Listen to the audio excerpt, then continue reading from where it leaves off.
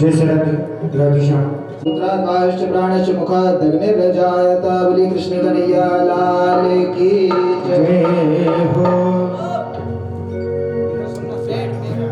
भागवत भगवान की है आरती, हो पापियों को पाप से है तारती। श्री भागवत भगवान की है आरती, पापियों को पाप से है तारती।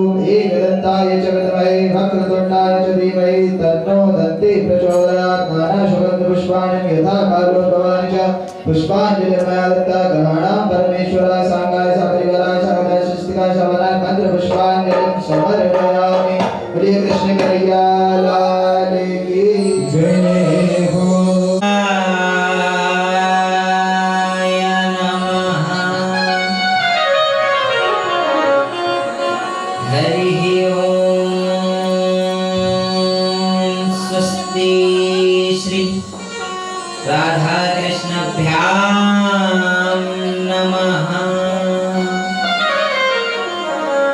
हरिः ॐ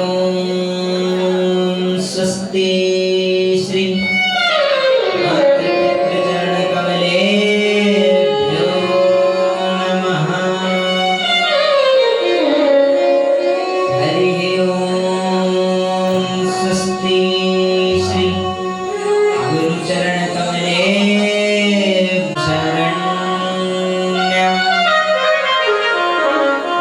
प्रत्यार्तिहं प्रणतपा लभवाग्निपोतं वन्दे महापुरुषते चरणारविन्दम् बंसी विभूषितकरं नवनीरदाभात्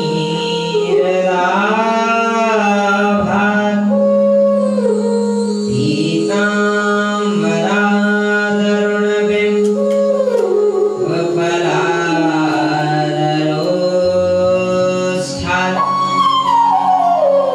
पूर्णेन्दुसुन्दरमुखा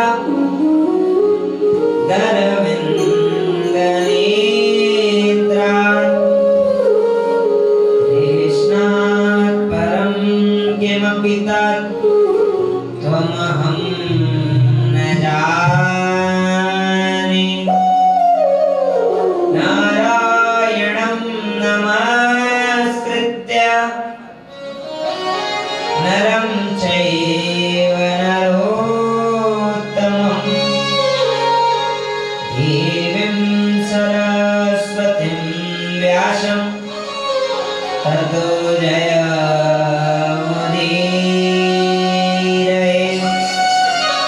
राधा भक्ति हरिर्ज्ञानं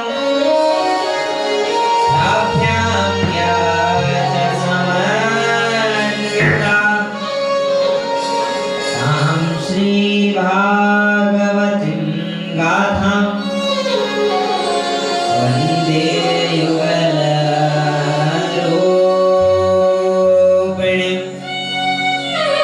श्रीगोपीनाथसमारम्भां श्रीनिम्बार्कचार्याय मध्यमाम् अस्मदाचार्यपर्यन्तां वन्दे श्रीगुरुपरम्पराम्। श्री राधा मेरी स्वामिनी और मैं राधे तेरो दास। जन्म जन्म मोह दीजिए श्री वृंदावन को वास। वृंदावन सो बने नहीं और नंदगांव सो गांव। बंसी बट सो बट नहीं श्री कृष्ण नाम सो नाम। सब द्वारन को छोड़कर मैं आयो तेरे द्वार। हे वृषभानु की लाडली निक मेरी ओर निहार। नेत्र सदा सुधि दीन की सहज दया के धाम। जननी जनक सब जगत के प्रभु श्री सीताराम। नर्मदे त्वं जगन्माता नर्मदे त्वं जगत्पिता नर्मदे त्वं जगद्धात्री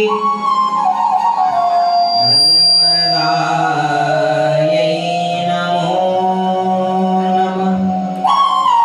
श्री वृंदावन बिहारी लाल की राधा रानी सरकार की जय जय श्री राधे जय जय श्री राधे जय जय श्री राधे श्याम। आइए मने व वाणी को पवित्र करने हेतु सर्वप्रथम राधा रमण हरि बोल रे प्यारो राधा रमण हरि बोल। सभी लोग बजाएंगे मीठी मीठी तालियां हमारे साथ भगवान नाम संकीर्तन का आनंद लेंगे तो बजाएंगे मीठी मीठी तालियां।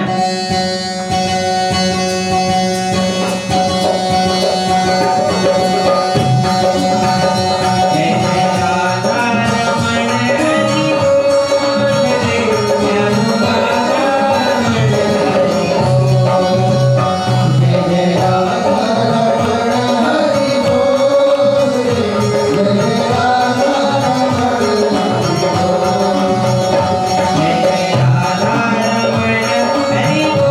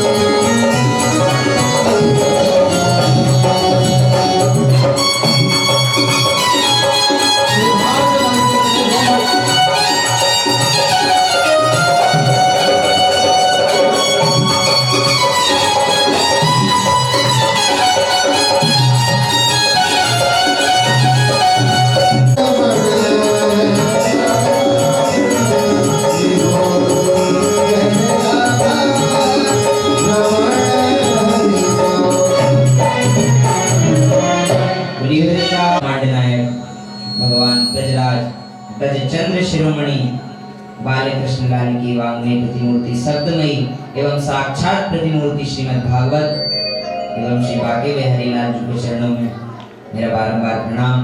श्री हरि की सत्य स्वरूपा सर्वेश्वरी शालिनी वृषभानु दुलारी और हम सबकी प्यारी राधा रानी सरकार जी के चरणों में मेरा बारंबार प्रणाम। प्रभु श्री राम जगत जननी मां जानकी एवं अतुलित बल के हनुमान जी महाराज के चरणों में मेरा बारंबार प्रणाम। देवादिदेव महादेव माता पार्वती एवं अन्य समस्त देवी देवतागण स्थान देवता समस्त कुल देवता सभी देवी देवताओं के चरणों में मेरा बारंबार प्रणाम।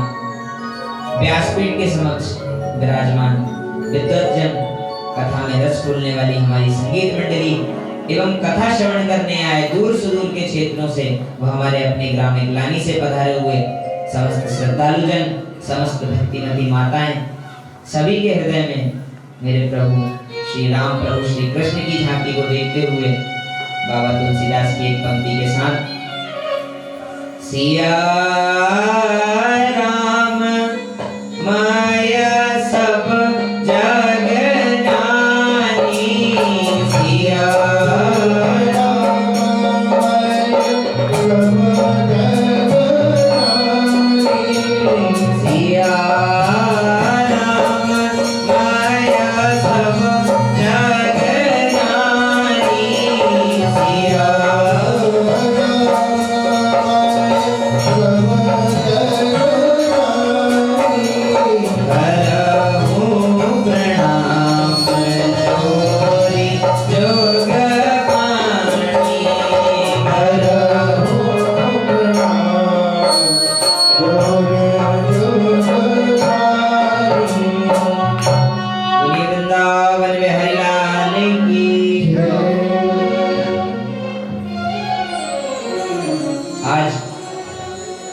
द्वितीय दिवस की कथा में प्रवेश करेंगे।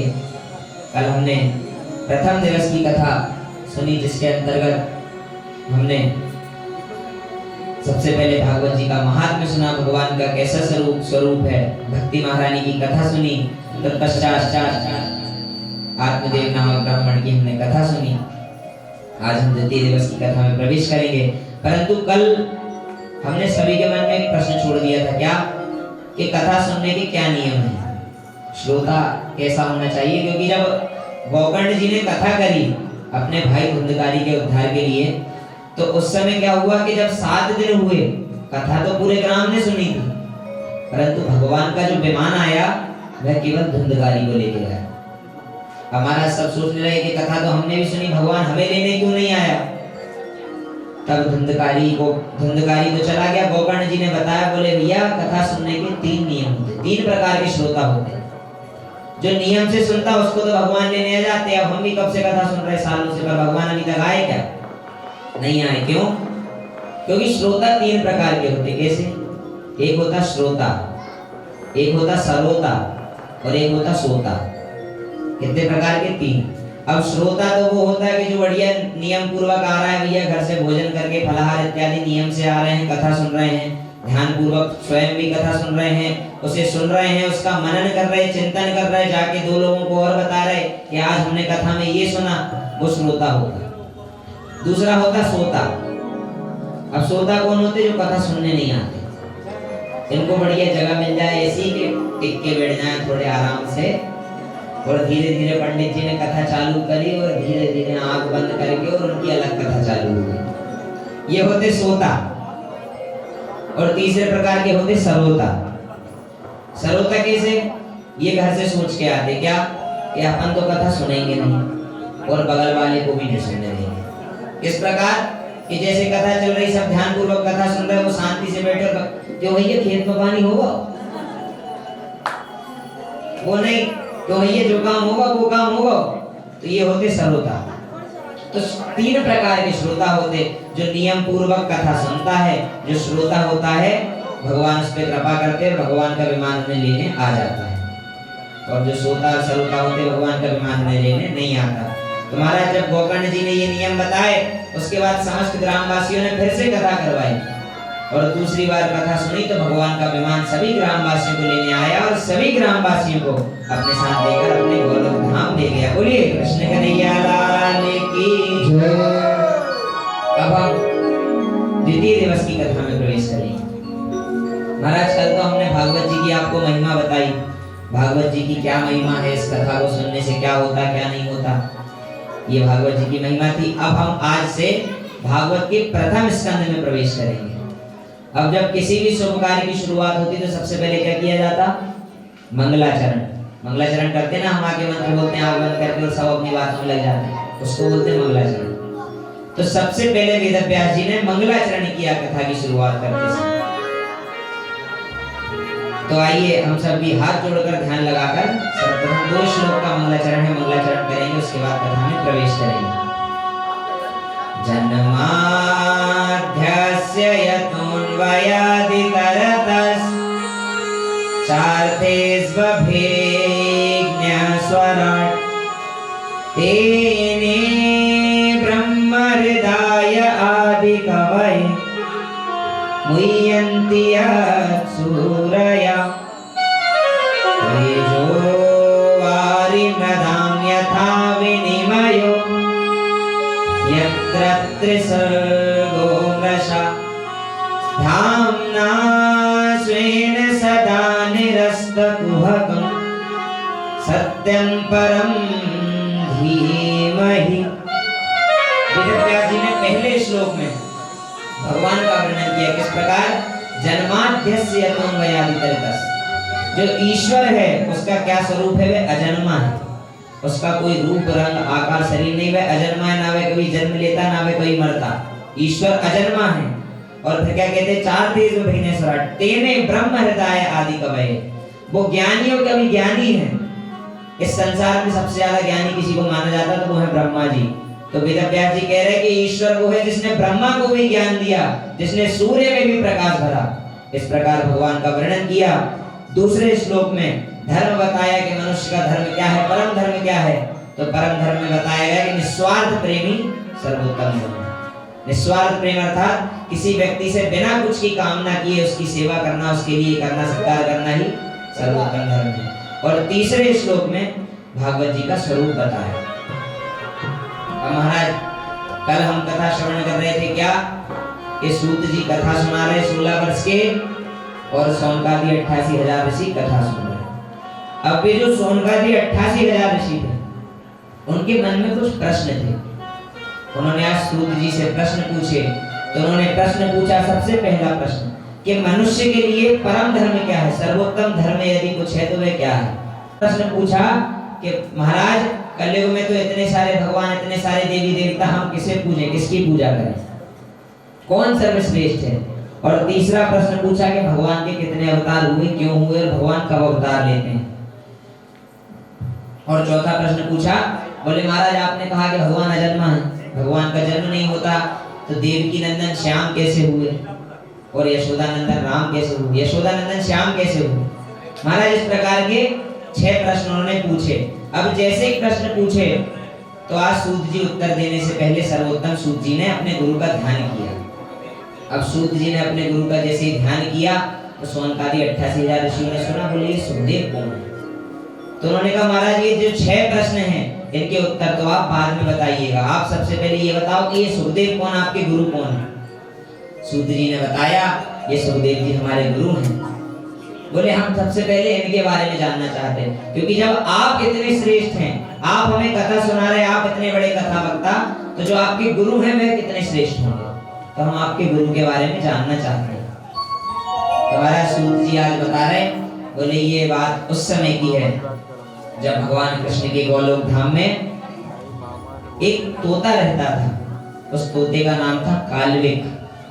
अब इस तोते की एक खासियत थी। क्या खासियत थी कि ये जब राधा रानी के पास जाता तो कृष्ण कृष्ण कृष्ण कृष्ण जपता, और जब कन्हैया के पास आता तो राधे राधे राधे राधे जपता। बोले महाराज जब कन्हैया के पास जाए तो उन्हें प्रसन्न करे, और जब राधा रानी के पास जाए तो उन्हें प्रसन्न करे। अब राधा रानी और भगवान की एक दिन बात हुई। बोले कन्हैया हमारा तोता बड़ा अच्छा है, जब हमारे पास आता तो कृष्ण कृष्ण बोलता। कन्हैया बोलते, बोले राधा रानी जब हमारे पास आता तो राधे राधे बोलता। तो आज भगवान ने क्या किया भगवान ने योजना बनाई और आज राधा रानी और भगवान कृष्ण साथ बैठ गए और तोते को बुलाया गया। अब महाराज वह तोता वहां जैसे ही आया और आते से तोता गाने लगा। क्या गाने लगा? राधे कृष्णा कृष्णा कृष्णा राधे राधे, राधे श्याम श्यामा श्याम श्यामा राधे राधे। अब महाराज तोता इस प्रकार गा रहा तो भगवान से प्रसन्न हुए, कृपा बरसा रहे। तो आप भी चाहते भगवान पर प्रसन्न हो तो आपको भी गाना पड़ेगा तोते के साथ। तोता कैसे गाना बजाएंगे? मीठी मीठी तालियां। राधे कृष्णा कृष्णा कृष्णा राधे राधे, राधे श्यामा श्याम श्यामा राधे राधे। राधे कृष्णा कृष्णा कृष्णा राधे राधे, राधे श्याम श्यामा श्याम श्यामा राधे राधे। राधे कृष्णा कृष्णा कृष्णा कृष्णा राधे राधे, राधे श्यामा श्याम श्यामा राधे राधे। राधे कृष्णा राधे राधे, राधे श्याम श्याम राधे राधे। राधे कृष्णा कृष्णा कृष्णा राधे राधे, राधे श्याम श्याम श्याम राधे राधे कृष्णा, राधे कृष्णा कृष्णा कृष्णा राधे राधे राधे श्याम श्याम राधे राधे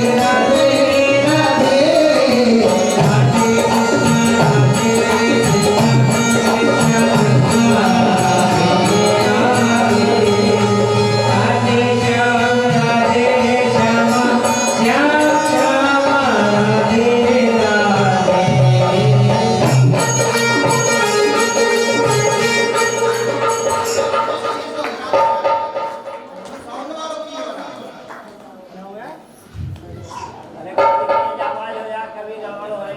साउंड तो सही करो भैया, बोलते नहीं बन रहा, गला पकड़ रहा है ये माइक आपका।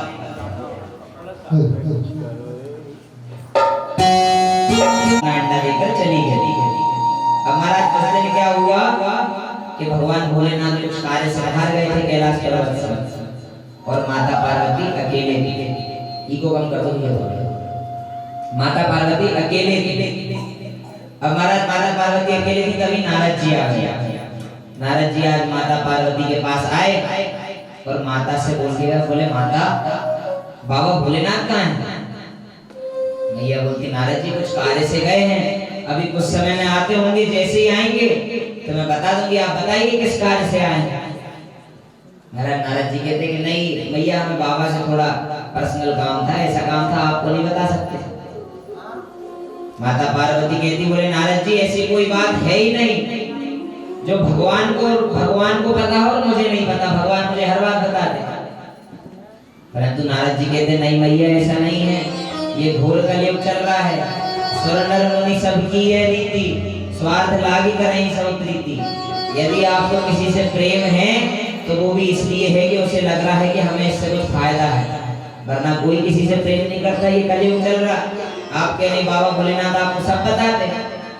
बोले सब बताते नारद जी, हमसे बड़ा प्रेम करते हैं। बोले कोई प्रेम नहीं करता मैया। अच्छा आपको सब बताते, हम आपसे एक प्रश्न पूछें। माता पार्वती कहती अच्छा नारद जी बताओ।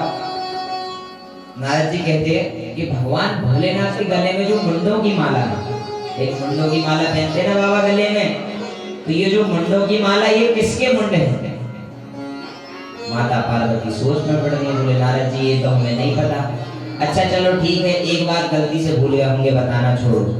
परंतु बाबा भोलेनाथ जो अपने तन पर भस्म रमाते हैं, वह भस्म किसकी है? माता पार्वती कहती नारद जी हमें तो ये भी नहीं पता। बोले बताओ मैया, आप कह रही थी कि बाबा आपको सब बातें बताते, उन्होंने आपको यही नहीं बताया कि भस्म किसकी और मुंड किसके। और नारद जी इस प्रकार आज आग लगा के कैलाश पर्वत पे और अपने नारायण नारायण करते हुए चले गए।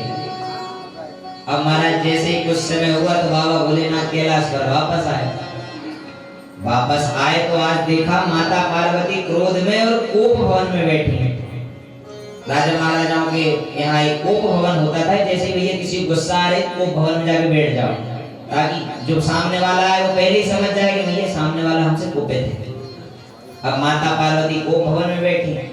आज भगवान भोलेनाथ आए और आकर देखा कि द्वार पर कोई स्वागत करने नहीं आया, कोई जल की नहीं पूछ रहा। आज जाके देखा तो माता पार्वती बैठी कोप भवन में क्रोधित होकर और क्रोध से मुख लाल हो रहा। महाराज भोलेनाथ गए, भोलेनाथ ने पूछा, बोले देवी क्या हो गया? पार्वती जी कहती बोले बाबा हमें आपसे बात ही नहीं करनी। बाबा भोलेनाथ कहते अरे देवी बताओ तो हुआ क्या? हमने कोई गलती की? आप जब तक गलती नहीं बताओगे तब तक हम समस्या का समाधान कैसे करेंगे? परंतु माता पार्वती तो क्रोध में। भगवान भोलेनाथ ने आज अपनी आंखें बंद की, आंखें बंद करके ध्यान लगाया और सारा मुद्दा समझ गए, सब समझ गए, चले गए। अब महाराज भोलेनाथ तो अंतर्यामी माता से पूछा, तब माता ने आज क्रोध में कह दिया बोले बाबा आप हमें कुछ नहीं बताते। भोलेनाथ कहते देवी ऐसी कोई बात ही नहीं है जो हमने आपको नहीं बताई। अरे हमारा आधा अंग हमने आपको दे रखा, आप हमारी अर्धांगिनी हैं। एक कान से हम सुन रहे तो दूसरे से आप सुनती हो और आप कह रही हमने आपको कोई बात नहीं बताई। पार्वती जी कहती बोले भोले बाबा आपने गले में जो मुंडों की माला पहनी है ये किसके मुंड हैं? ये बात तो आपने हमें आज तक नहीं बताई। भोलेनाथ कहते बोले देवी हम तो बताने वाले थे परंतु आपने कुछ कभी पूछा ही नहीं, अब आज आपने पूछा तो हम बता रहे। अब महाराज पार्वती जी समझ गई कि भोले बाबा बता देंगे, भूल गए होंगे। माता ने पूछा अच्छा तो आप बताओ ये गले में जो मुंडों की माला है ये किसकी है? भोलेनाथ ने कहा देवी ये जो मेरे गलों में मुंडों की माला है ये आपके ही मुंड हैं। आप जितनी भी बार पृथ्वी पर अवतार लेती हैं, शरीर धारण करती हैं और जब अंतिम समय में आप पृथ्वी छोड़कर चली जाती हैं तो हम आपसे इतना प्रेम करते कि आपके ही मुंडों को लेकर जाते और हमने उन्हें अपने गले में धारण कर लिया। हमारा माता पार्वती प्रसन्न तो हुई, अरे इतना प्रेम कोई किसी से कैसे कर सकता? हमारे मुंडों की माला बाबा ने अपने गले में डाल लिया। परंतु एक मिनट प्रसन्न रही और तुरंत सोचा अच्छा बाबा हम बार बार जन्म ले रहे, बार बार मृत्यु को प्राप्त कर रहे हैं, हमारे मुंडों की माला आपके मुंड कहाँ है? भोलेनाथ बोलते बोले देवी हमारे मुंड तो है ही नहीं। बोले क्यों? हम तो अमर हैं। बोले अमर क्यों? ये क्या बात हुई? आप अमर हैं हम अमर नहीं हैं। भोलेनाथ कहते हमने अमर कथा सुनी। अब तो महाराज जैसे ही पार्वती जी ने सुना कि हमें अमर कथा भी आज तक भोलेनाथ ने नहीं सुनाई तो और ज्यादा क्रोधित हो गए और अति क्रोधित हो गई। भोलेनाथ ने समझा बोले देवी आपने हमसे कभी पूछी ही नहीं, चलिए परंतु आज आप कह रही तो हम आपको अमर कथा सुना सकते। तो भोलेनाथ ने आज क्या किया? कैलाश पर्वत पर अपना बड़ा दिव्य आसन सजाया और भोलेनाथ ने आज जैसे ही पहली ताली बजाई, ताली बजाओ सब। भोलेनाथ ने एक बार भोलेनाथ ने जैसे ही पहली ताली बजाई तो महाराज जैसे पहली ताली बजाई तो वहां जितने पशु पक्षी कैलाश पर्वत पे थे वे सब कैलाश पर्वत को छोड़कर वहां से चले गए। परंतु महाराज जिस वृक्ष के नीचे भगवान बैठे थे उस पर ही सुख पक्षी का अंडा, अब वह तो चल के जा नहीं सकता। अब महाराज भोलेनाथ ने आज दूसरी ताली बजाई। दूसरी ताली जैसे ही बजाई तो भगवान का त्रिशूल गया और कैलाश पर्वत की 3 परिक्रमा लगा के आ गया कि कोई जीव जंतु कैलाश पर रुका तो नहीं। और आज भोलेनाथ ने जैसे ही तीसरी ताली बजाई तो बड़ी सुगंधित मीठी मीठी ठंडी ठंडी हवाएं चलने लगी और आज भोलेनाथ माता पार्वती को अमर कथा सुना रहे। इस प्रकार सुना रहे। भोलेनाथ ने कहा बोले माता देवी हमारी एक आदत है, जब हम भगवान की पावन कथा सुनाते, अमर कथा सुनाते तो हम उसमें इतना डूब जाते हैं कि हम अपने नेत्रों को बंद कर लेते हैं। तब हमें पता कैसे चलेगा कि आप कथा सुन रहे हैं? तो हम जैसे ही कोई प्रसंग पूरा करें तो आप हूं हूं बोल दें, हुंकार भर दें और हरे नमः इत्यादि कह दें तो हम समझ जाएंगे कि आप कथा सुन रहे हैं। अब भोलेनाथ ने आज कथा सुनाना प्रारंभ किया। महाराज बड़ा सुंदर संकीर्तन किया, मंगलाचरण किया, कथा सुनाना प्रारंभ किया। अब थोड़ी देर तो माता पार्वती सुन रही और कुछ समय बाद माता पार्वती भी श्रोता से श्रोता बन गई और माता पार्वती की नींद लग गई। भागते भागते दौड़ते दौड़ते सरस्वती नदी के तट पर वेदव्यास जी का आश्रम बना हुआ था। वहां वेदव्यास जी की पत्नी पिटिका देवी श्वास ले रही थी मुख खोलकर। अब पिटिका देवी का जैसे मुख खुला वैसे पक्षी आया और उनके मुख के द्वार से आकर उनके गर्भ में आकर प्रविष्ट हो गया। यहाँ भोलेनाथ लाल लाल क्रोध में त्रिशूल लेके आए। वेदव्यास जी ने द्वार पे देखा, अरे वाह, आज भगवान स्वयं हमारे द्वार पे आ गए। वेदव्यास जी पूजन पाठ करने लगे, बोले भगवान का पूजन करो। भगवान बोलते नहीं, अभी पूजन पाठ नहीं, अभी हम क्रोध में हैं। हमारे यहाँ से एक चोर चोरी करके भागा है। वेदव्यास जी कहते, बोले बाबा तुम्हारे पास चोरी के नाम पे है ही का? ते चोर चोरी करके ले गया। कैलाश पर्वत पे क्या है? बोले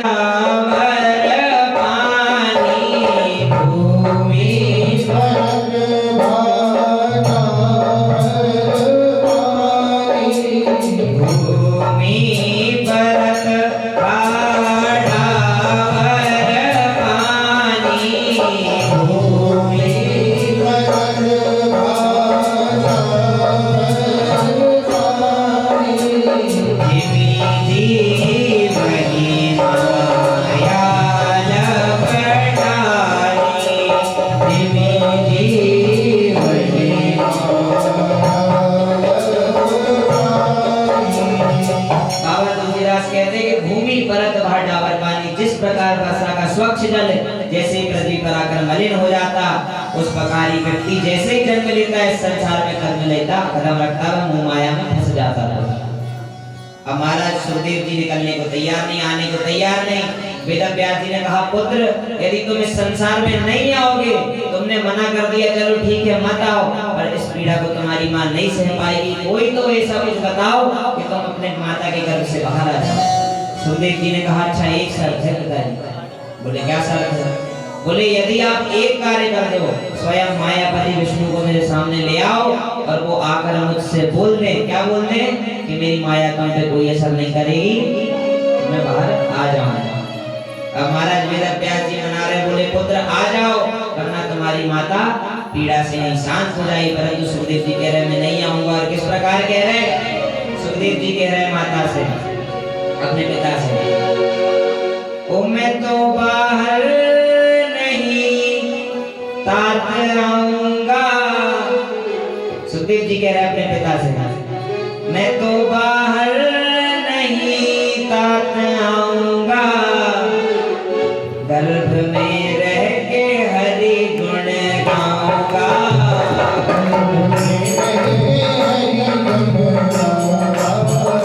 मैं तो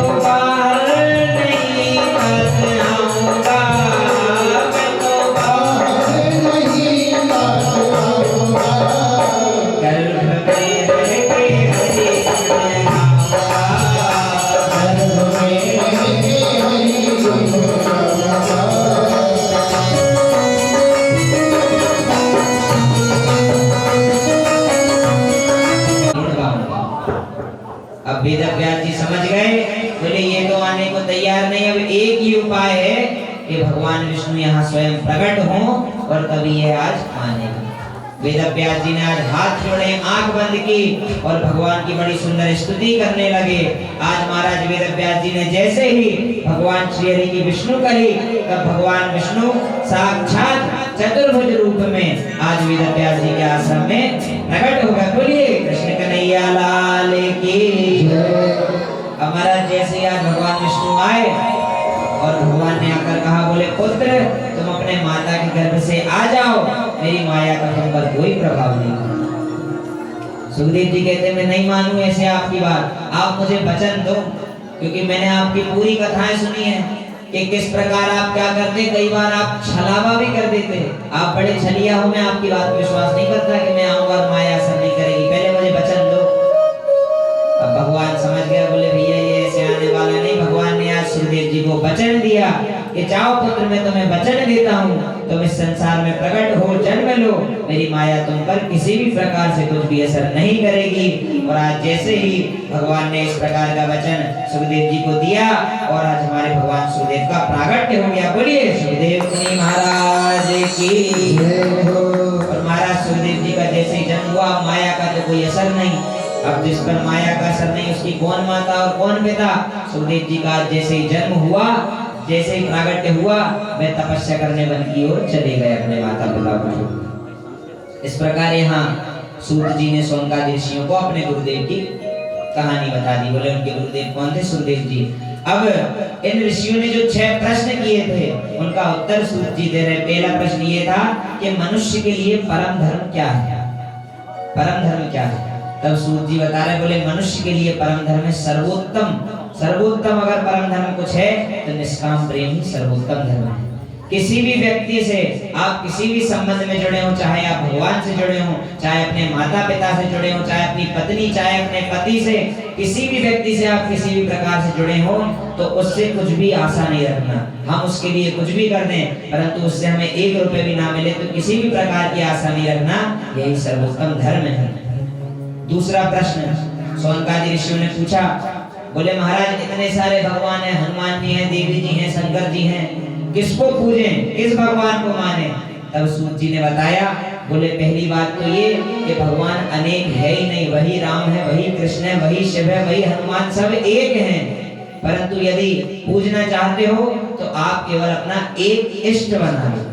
जैसे आपने मान लिया कि भैया हमारे इष्ट तो कृष्ण है, मेरे तो गिरधर गोपाल, दूसरों ना कोई, तो इष्ट इन्हें मान लिया तो इन्हें पूजो। ऐसा नहीं बाकी देवी देवता को देखो ही नहीं, सभी भगवान है, सबका सम्मान करो, परंतु अपना एक इष्ट निर्धारित कर लो।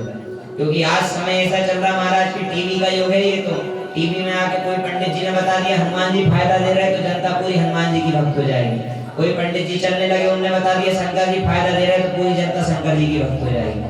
तो देखिए भागवत जी स्वयं कह रही है, क्या कह रही है कि किसी एक को अपना इष्ट बना लो और उन्हें ही पूजो, बाकी देव सम्मान सभी देवी देवताओं को करो, एक अपना इष्ट बना लो।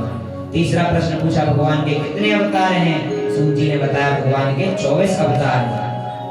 हमारा चौथा प्रश्न आज सोनकादि ऋषियों ने पूछा, आप कह रहे थे कि भगवान अजन्मा है, भगवान का कभी जन्म नहीं होता, रूप नहीं है, रंग नहीं, आकार नहीं है, तो भैया ये देवकी जी के श्याम हुए, देवकी नंदन श्याम कैसे हो गए, कौशल्या नंदन राम कैसे हो गए?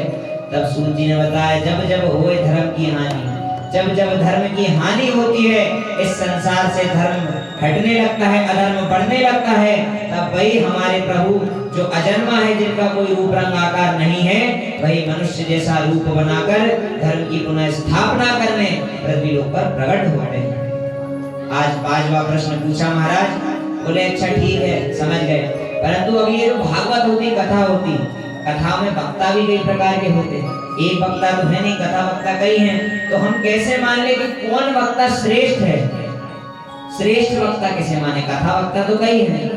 तब महाराज सूत जी ने बताया, बोले श्रेष्ठ वक्ता और अंतिम पड़ाव में किस प्रकार युद्ध था कि जब महाभारत का युद्ध अंतिम पड़ाव में चल रहा था, कौरवों में केवल एक दुर्योधन बचा था, वह भी कैसा? अधमरा।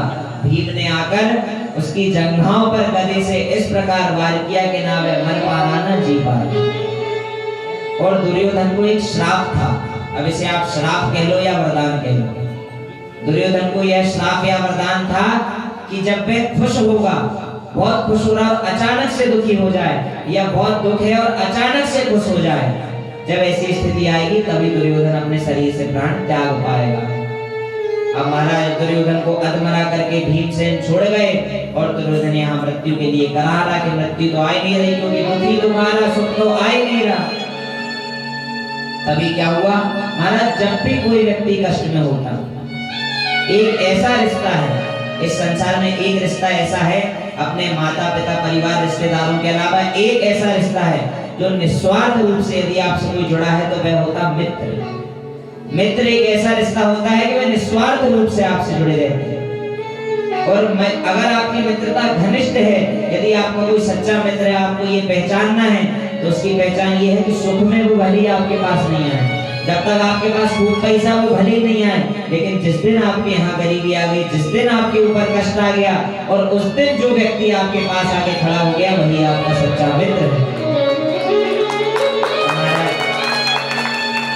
यहाँ पर दुर्योधन दर्द से करारा मरने के लिए मृत्यु का इंतजार कर रहा और ये सब अश्वत्थामा से आज देखा नहीं गया।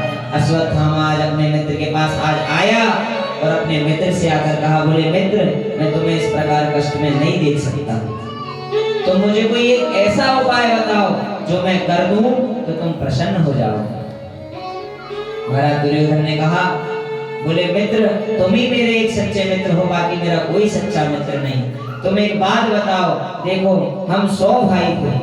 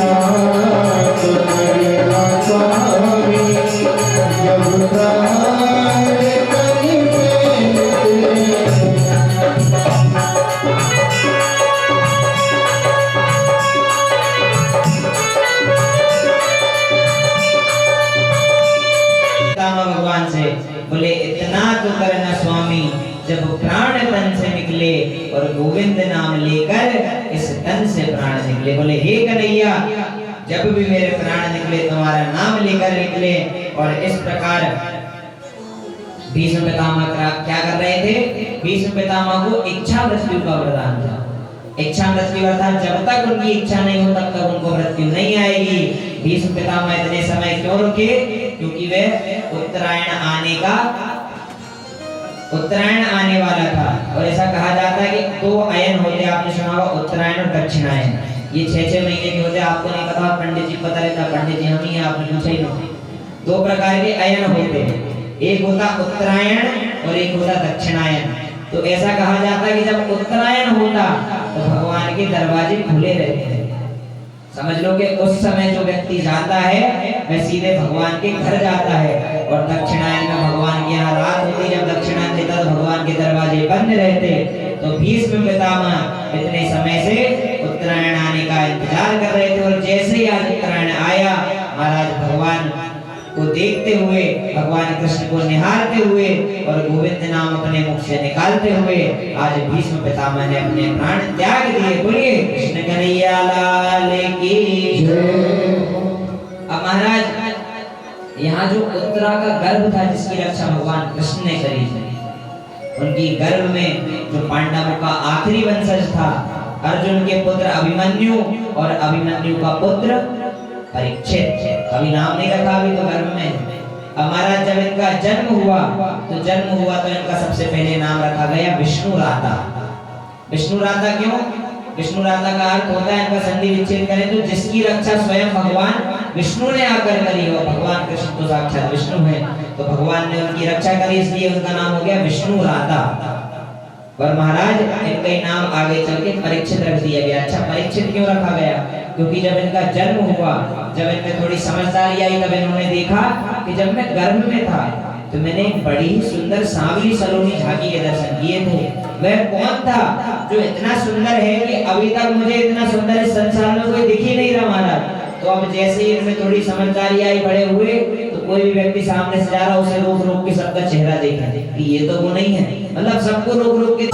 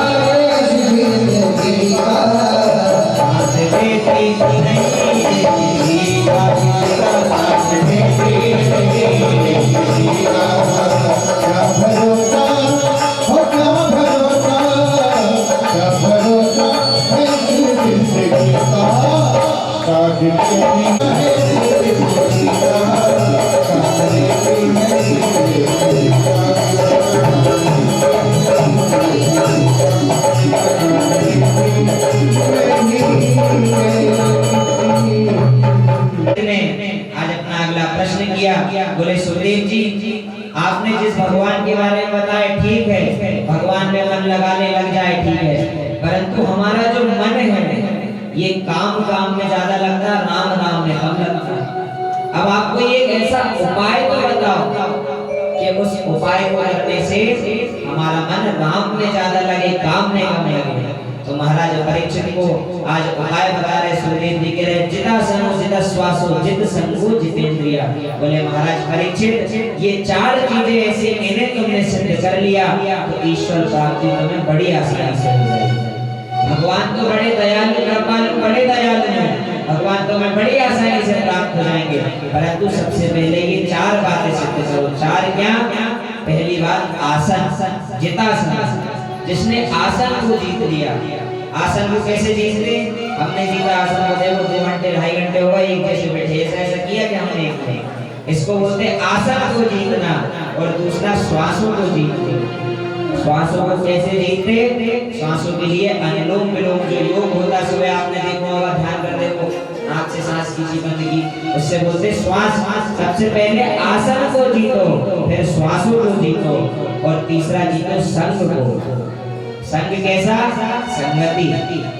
यदि आप गलत संगति में पड़ोगे, गलत लोगों के साथ रहोगे, तो वहां भगवान की बात होगी नहीं, भगवान का नाम ही नहीं होगा, भगवान में मन कैसे लगेगा?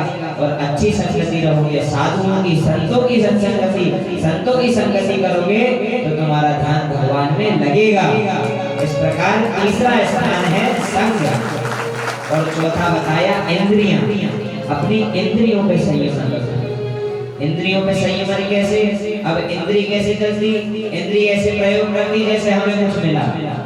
अब जैसे किसी को भोजन में रसगुल्ले पसंद है, अब सामने अगर रसगुल्ले दिख जाएं और तुम उसके सामने कितने ही भोजन ला दो, वो मन मार के कर तो लेगा, परंतु उसकी जीभ वहां से नहीं हटेगी। तो सबसे पहले चौथी चीज इंद्रियों को जीतो। इंद्रियों को जीत गए, इंद्रियों को अपने वश में करो। तुम्हारा मन वहां नहीं जाना चाहिए। कई लोग ऐसे होते हैं कि मन जहां जा रहा है हमेशा साथ पीछे दौड़ रहे, अब बैठे भागवत में, अब कई लोग यहाँ भागवत में बैठे हुए, परंतु किसी का मन घर पे होगा, कोई सोच रहा होगा चाय का टाइम हो गया, पंडित जी जाने नहीं दे रहे, कोई सोच रहा होगा आरती कब होगी, कोई सोच रहा होगा यहाँ से उठ के कैसे जाए सब लोगों के बीच में से। सबका मन अलग अलग, मन की गति ऐसी है कि आप अभी यहाँ बैठे बैठे उससे होशंगाबाद नर्मदापुरम पहुंच जाओ, कितना दूर है, जाने में 2 घंटे लगे कम से कम, परंतु मन की गति ऐसी कि आँख बंद करके सोचा पहुंच गए। कई लोग तो नहीं होंगे अभी यहाँ बैठ के। तो चौथा अगर जीतना है तो इंद्रियों को जीते, मन के हिसाब से हमें नहीं चलना, हमें ऐसा चलना है कि जो हम सोचे, जो हम करें, मन वो करें। और जिस दिन हमने अपनी इंद्रियों पर इन आसन, श्वास, संग और इंद्रियों पर हमने जिस दिन इनको अपने अधीन कर लिया, उस दिन हमारा मन भगवान में लग जाएगा। और इस प्रकार महाराज परीक्षित को सुखदेव जी बता रहे हैं, बोले परीक्षित, भगवान में मन लगाने के लिए सबसे पहले ये करना पड़ता है। और भगवान तो इतने दयालु हैं, इतने कृपालु हैं कि छोटी छोटी बातों पर भी, छोटी सी बातों पर भी वो रीझ जाते हैं। इस प्रकार रीझ जाते कि हम आपको बताते हैं एक बार क्या हुआ। एक समय की बात है, भगवान कैसे छोटे छोटे बातों पर रीझ जाते हैं। भगवान भोलेनाथ सबसे भोले कहलाते हैं भी भगवान। एक बार क्या हुआ कि भोलेनाथ का एक मंदिर था, वहाँ शिवलिंग रखा हुआ था। अब रात्रि के समय तो चोर आ गया मंदिर में। आप बोले देखे भैया मंदिर में से क्या चुरा है, चारों ओर देखा तो मंदिर में कुछ नहीं था, परंतु भगवान का जो अभिषेक पात्र ऊपर था, वह अभिषेक पात्र चांदी का बना हुआ था। अब चोरों की जैसी नजर पड़ी, बोले मंदिर में कुछ होना हो, ऊपर चांदी का पात्र है, इसको ले चलो तो भैया 2-3 महीने का किराना फ्री। अब चोरों ने देखा आसपास कोई टेबल नहीं, कोई कुर्सी नहीं, कि काय रख के ऊपर चढ़े, चारों तरफ देखा कोई व्यवस्था नहीं। अब रात्रि को 2 बजे कहां से ना आए, किसी घर से कुछ दूसरा चुराने गए, उठ गए तो पकड़ा जाए।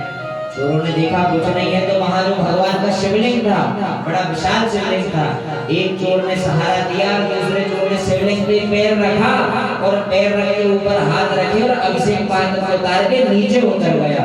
अब जैसे ही नीचे उतरा, महाराज भोलेनाथ इतने प्रसन्न हुए कि साक्षात सामने प्रकट हुए। बोलिए शंकर भगवान की जय।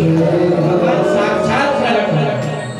भगवान जैसे ही प्रकट हुए तो चोर घबराया, बोले ये त्रिशूल लेके कौन बाबा आ गया। भोलेनाथ कहते, बोले मैं भोलेनाथ हूं, मैं महादेव हूं, मैं तुम्हारी भक्ति से प्रसन्न हूं। चोर अचंभे में पड़ गया, हमने ऐसी क्या भक्ति कर दी भैया कि भगवान हम पे इतना प्रसन्न हो गए। बोले अरे मेरे प्यारे भक्तों, लोग मुझ पर दूध चढ़ाते, जल चढ़ाते, कोई दही चढ़ाता, मैंने ऐसे अद्भुत भक्त पहली बार देखे कि जो मेरे ऊपर खुद ही चढ़ गया और भगवान से बड़े प्रसन्न हो गए। तो भगवान तो इतने दयालु कृपालु होते कि छोटी छोटी बातों वाली भक्तों पर रीझ जाते हैं। सुखदेव जी बता रहे परीक्षित को भगवान बड़े दयालु होते, 7 दिन क्या एक दिन का समय भी तुम्हारे लिए पर्याप्त है। और एक ही मात्र ऐसा उपाय है इस संसार में जो मृत्यु को महोत्सव बना देता है। वह उपाय क्या है? बोले भगवान की श्रीमद् भागवत कथा, भगवान की जो भागवत कथा है महाराज भर मृत्यु को भी महोत्सव बना देता है। अगर तुम 7 दिन की कथा सुनोगे तो तुम्हारा मृत्यु से भय हट ही जाएगा परीक्षित। और आज परीक्षित को सुखदेव जी ने कथा सुनाना प्रारंभ कर दिया। अब समय की घड़ी भी हमें कथा सुना रही है, तो आज की हमारी द्वितीय दिवस की कथा को हम यहीं पर विराम करेंगे। आगे की कथा कल श्रवण करेंगे। अब पहले हमारी कथा कहाँ चल रही थी कि सोनकाली 88,000 ऋषि प्रश्न कर रहे थे, सूत जी उत्तर दे रहे थे। अब कथा कहाँ चलेगी कि सुखदेव जी बताएंगे और परीक्षित प्रश्न करेंगे। तो सुखदेव जी ने परीक्षित को अंतिम बात क्या बताई थी? अंतिम बात ये बताई थी कि भगवान बड़े दयालु हैं, बड़े कृपालु हैं। तो एक भजन के साथ, अंतिम भजन के साथ आज की कथा को हम यहीं पर विश्राम करें। बोलिए वृंदावन बिहारी लाल की जय। तो भक्त कहता है भगवान दयालु है किस प्रकार? न जाने कौन से गुण पर दया निधि रीझ जाते हैं। भक्त कहता है कि भगवान न जाने कौन से गुण पर, कैसे गुण पर तुम पे रीझ जाए, प्रसन्न हो जाए, तो पता भी नहीं चलेगा। सभी लोग बजाएंगे मीठी मीठी तालियां, भगवान को प्रसन्न करेंगे। न जाने गुण पर दया निधि रीझ